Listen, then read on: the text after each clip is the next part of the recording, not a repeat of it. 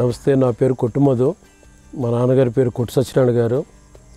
ఏలూరు జిల్లా కామరకోట మండలం తడికిరిపూడి గ్రామంలో మా వ్యవసాయ క్షేత్రంలో ఇప్పుడు ఈరోజు మన ప్రకృతి వ్యవసాయ సిబ్బందితోటి మమేకమయ్యి ఈ కార్యక్రమంలో పాల్గొనడం జరుగుతుంది.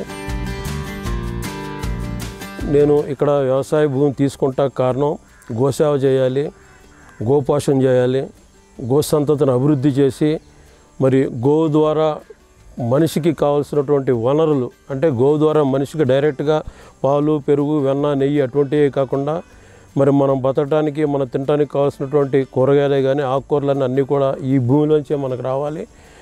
భూమి బాగుంటేనే పంటలు బాగుంటాయి. మనం మనిషి ఎంత ఆరోగ్యంగా ఉంటే అంత శక్తివంతంగా మనం ఏ పనైనా చేసుకోగలుగుతాం.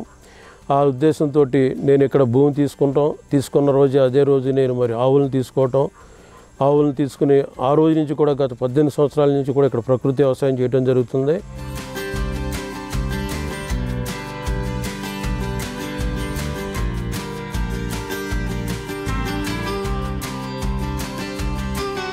వ్యాపారం మా అబ్బాయికి అప్పచెప్పి ప్రకృతి వ్యవసాయంలో మరింత మెలకువలు తెలుసుకుని తోటి రైతులకు కూడా ఈ విషయంతో అందరూ కలిసి చేయించాలన్న తలంపుతో ఇక్కడ రావటం జరిగింది.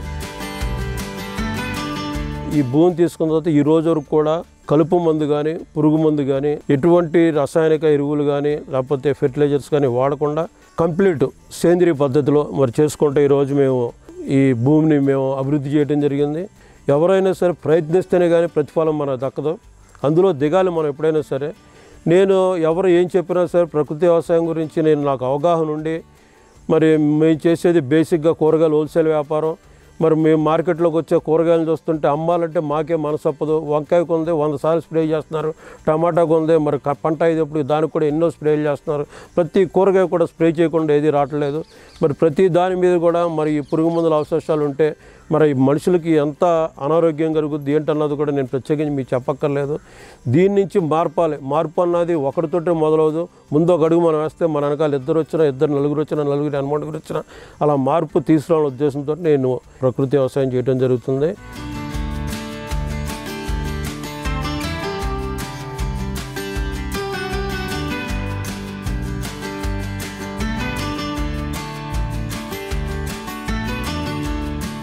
అలాగే ఇక్కడ ఈ ప్రకృతి వ్యవసాయంలో నేను బెండకాయలు, వంకాయలు, అలాగే దోసకాయలు, బీరకాయలు, వివిధ రకాలైనటువంటి కూరగాయలన్నింటినీ కూడా పండించడం జరుగుతుంది. వాటిని కూడా ఏంటంటే నేను ముందుగా జనానికి అలవాటు చేయాలన్నట్టు కొద్దిగా వేసి మా సర్కిల్లో తెలిసిన సర్కిల్లో వాళ్ళకి బంధువులకి తోటి రైతులకు కూడా ఇవ్వటం జరుగుతుంది. అంటే అమ్మేంత లార్జ్ స్కేల్లో అయితే వేయలేదు. ఇక ఒక విధంగా చెప్పాలంటే ఇప్పుడు కోకో ఉంది. ఈ రోజున మీరు చూసుకున్నట్టయితే మన ప్రకృతి వ్యవసాయంలో సేంద్రియ పద్ధతిలో చేసినటువంటి ఈ తోటల్లో మీకు పూత, పిండి, కాయ అన్ని దశలో కూడా మనకి 365 రోజులు కూడా పంట దిగుబడి ఓన్లీ మనకి సేంద్రియ పద్ధతిలో చేసినటువంటి ప్రకృతి వ్యవసాయం చేసినటువంటి తోటల్లోనే మీకు ఈ విధానంగా కనపడుతుంది. మామూలుగా సేంద్రియ పద్ధతిలో కాకుండా ఎరువులు ఇటువంటి వాడిన వాటిలో అయితే సంవత్సరానికి మనకి 2 పంటల కిందే వస్తుంది. కానీ ఈ సేంద్రియ పద్ధతిలో చేయటం వల్ల 365 రోజులు కూడా మనకి పంట దిగుబడి ఉంటుంది. ఇందులో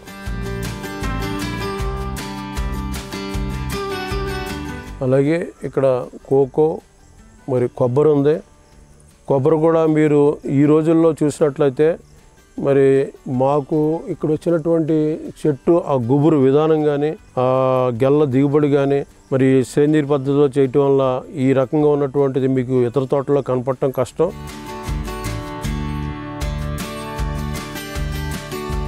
అలాగే కోకో కొబ్బరిలో అంతర పంటల కింద యాలుకలు, పైనాపిల్, అలాగే ఆల్ స్పైసెస్ అని చెప్పని మనం కూరలో మసాలాలన్నీ కూడా వేసుకోకుండా 2 ఆకులు వేసుకుంటే సరిపోయేలాగా ఆల్ స్పైసెస్, దాల్చిన చెక్క, అలాగే మనకి శ్రీచందనం, ఎర్రచందనం, ఇలా ఎన్నో రకాలైన అంతర పంటలు కూడా ఇందులో మరి వేయటం జరిగింది.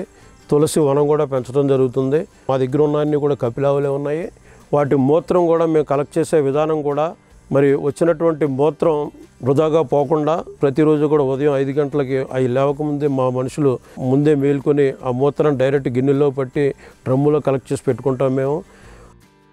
మనం ఎలా అయితే ప్రతినిత్యం ఆహారం తీసుకుంటామో అలాగే ఈ భూమికి మేము ప్రతి నెల రోజులకు ఒకసారి ద్రవజీవామృతం కలిపి మరి ఇంచుమించు ఎకరానికి వచ్చేటప్పటికి ఒక 3-4 డ్రమ్ములు ద్రవజీవామృతం కలిపి చెట్టు మొదట్లో కానీ లేదా మనం డ్రిప్పులు ఆడుతుండగా వాటిల దగ్గర కానీ పోయటం జరుగుతుంది.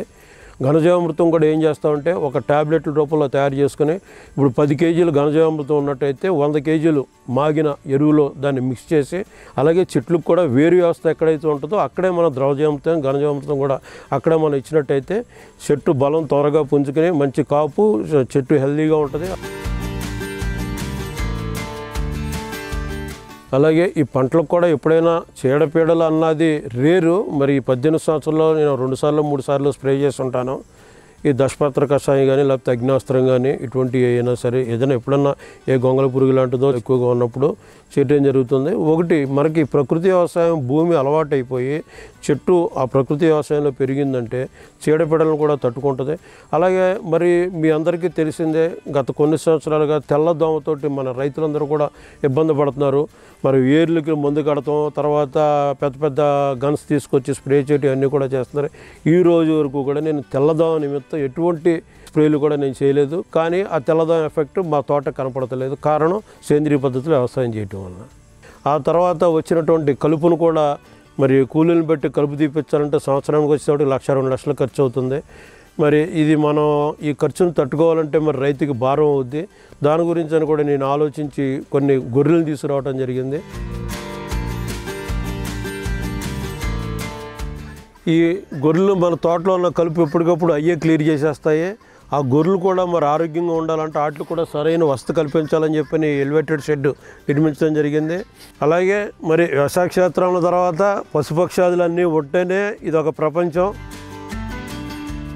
అలాగే మరి కోళ్ళు ఉన్నాయంటే మనకి వాటి ద్వారా మనకి గుడ్లు వస్తాయి. అలాగే పురుగు పుట్ర కూడా మరి తేళ్లు కానీ ఈ జర్లు కానీ లేకపోతే చిన్న చిన్న పాములు కూడా మరి కోళ్ళు తరిమేయటం జరుగుద్ది. మనకి సెక్యూర్గా కూడా ఉంటాయి కోళ్ళు ఉండటం వలన. ఆ ఉద్దేశంతో కోళ్ళను కూడా ఇక్కడ పెంచడం జరుగుతుంది. అలాగే ప్రతి సంవత్సరం కూడా కోకో చెట్లకి ప్రూనింగ్ చేయడం జరుగుతుంది. మరి ఆ ప్రూనింగ్ చేసినప్పుడు ఈ పడినటువంటి ఈ పచ్చి రొట్ట అంతా కూడా ఒక సైడ్కి గట్టులాగా చేర్చి మరి దానిపైన మరి పక్కన మట్టి తీసి దాని మీద కప్పెట్టడం జరుగుతుంది. ఆ మట్టి ఎప్పుడైతే మనం కప్పెట్టామో ఆటోమేటిక్గా ఒక 1-2 నెలల్లో అది కుళ్ళిపోయి నేలలో కలిసిపోయి మళ్ళీ ఏ చెట్టు నుంచి అయితే వచ్చిందో ఆ చెట్టుకే ఎరువు కింద తయారయ్యి చెట్లన్నీ కూడా ఆరోగ్యంగా ఉండే అవకాశం కూడా ఉంది. అలాగే మా నేల కూడా ఇది కొంచెం ఎత్తుపల్లమైనటువంటి నేల. ఇది ఒక పక్క హైట్ ఒక పక్క డౌన్లో ఉంటుంది.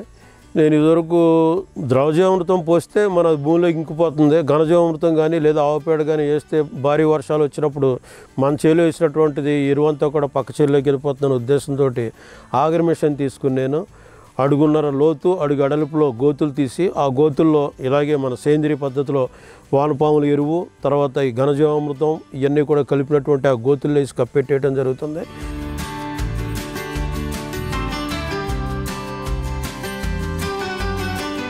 కోకో చెట్టు ఏదైతే ఉందో దాని వేరు వ్యవస్థ ఎక్కడి వరకు అయితే వస్తుందో అలా కొబ్బరి చెట్టు వేరు వ్యవస్థ ఎక్కడ వరకు వస్తుందో అన్ని వేరు వ్యవస్థలు కలిసే చోట గుంతలాగా తీసి అదే మీకు మరి చేతితో తీస్తున్న బట్టి మెత్తగా వచ్చేస్తుంది. ఇంత ఫ్రీగా వెళ్ళిపోతుందంటే మరి మనం వాడేటువంటి ఘనజీవామృతం ద్రవజీవామృతం వల్ల నేల గుల్లబారిపోయి ఇదిగోండి మీకు వానపాములు కూడా మరి నేలలో అంతా అభివృద్ధి చెందితే మనకి ఈ చెట్టుకు కావాల్సినటువంటి పోషకాలన్నీ కూడా పుష్కలంగా అందుతాయి.